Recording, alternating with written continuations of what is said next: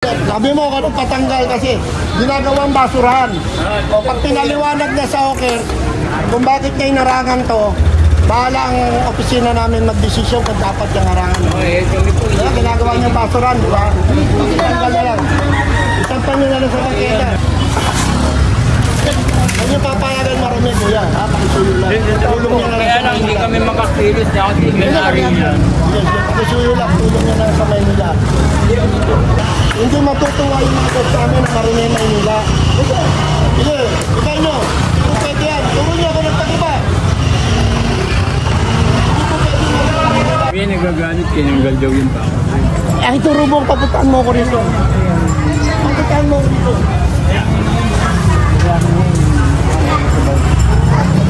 Kaya yung naka-eco bike. Gagalit. Yan. Yan. Ay, sekretary. Yan. Nandiyan Kuya, ano yung nagpatanggal? Ako.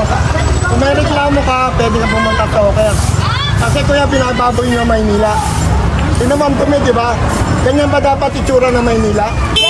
Inarangan nyo, hindi nyo pinantay na ano. Pabayaan mo magano sila dyan, maglinis.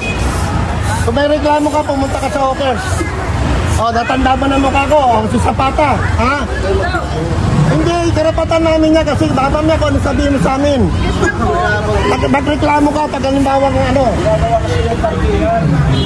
Ginagawa niyo basura niya, kuya. Nakita mo, di ba, ang dumi?